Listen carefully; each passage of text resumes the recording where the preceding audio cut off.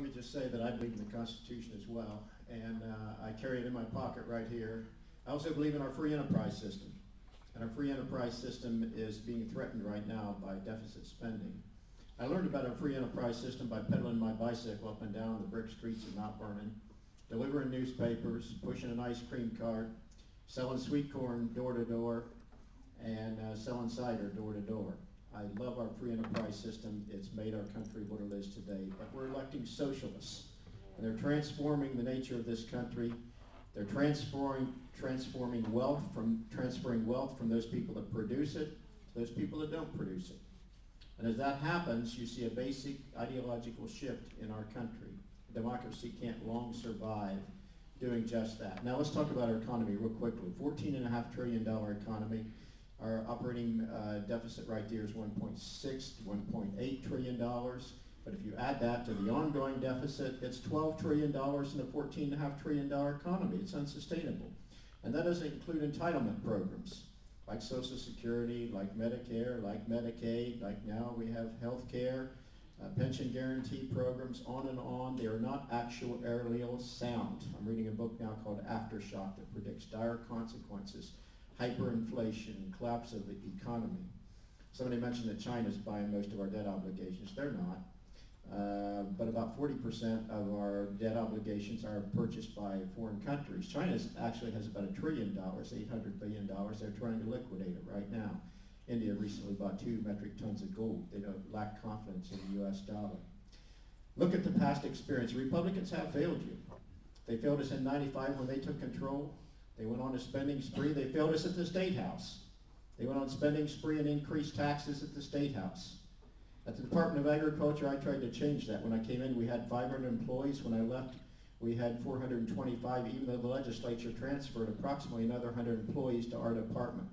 There's ways that you can do things better. Start at the beginning of the alphabet with agriculture. I understand agriculture, 2/3 of the budget is food stamps and WIC programs, but we can save money there. I know how to do it. National Endowment of Arts, I wouldn't just whittle away there, I'd do away with the National Endowments of Art. And a whole bunch of other agencies as well. That's what we're going to have to do, and it's going to be politically painful to do it. So the way to do it is to provide equally balanced commissions to make recommendations. Now we have covenants on some of these programs to our elderly and other people in Social Security. We have to honor that covenant to those people. But there's other ways as we drop down that we can make basic changes, make the program sound so that our kids and grandkids can benefit from those programs. But to do it, we have to share the pain politically, and we need equally balanced commissions to do that. And if I go to Washington, I may be a one-term congressman because I'm going to do what I said I was going to do. And if that means I am, fine. I can go back, I can look you in the face, I can look myself in the mirror and say, I did what I said I was going to do. Thank you.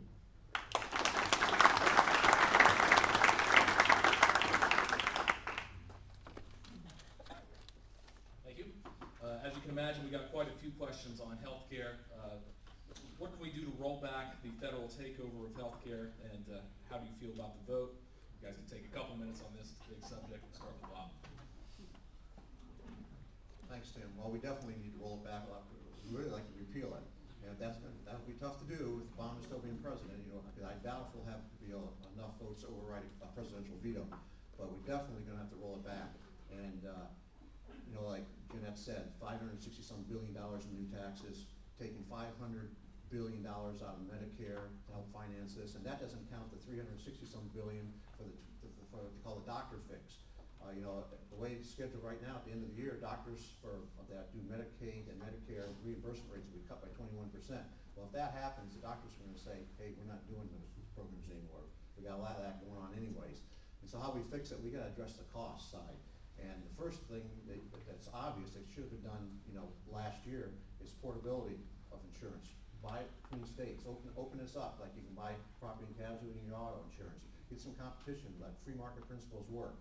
The second thing, I think that's an important point, we need to get people more responsible for their health care, and let's incentivize the health savings accounts where the money goes into every employee's account or an individual's account, and that stays with them, and it's tax deductible, and they use that money for preventative and routine health care, doctor's visits, And so when they go in to have a routine test like a colonoscopy or whatever, they first might ask the question, what's this going to cost? Because I found out there's a big range in cost of some of these procedures. And when people start, this is the only area, I think, in the medical sector in our economy where we just go in and expect it done and somebody else is paying for it. We've got to get responsible for what we're doing. We need to, the portability, the health savings accounts, tort reform. I was very much involved in the Ohio legislature back in 05 and 06, and we did tort reform, medical tort reform. And we were one of the 19 states where we had doctors retiring early or moving to Indiana because their malpractice rates were going through the roof. And what we did, we capped non-economic damages.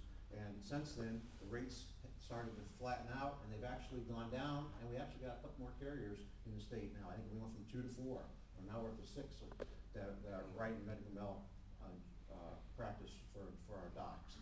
And so those are the things we need to do. We need to address it, because if we don't, what happens to medical research and development? We're the only country in the world that has medical research and development. When the government takes over, because of the rationing of care, we already have pay czars, they'll set how much docs can make. Our best and brightest aren't going to go into that field, and the quality of care is going to erode significantly, and research and development over time will pretty much be non-existent.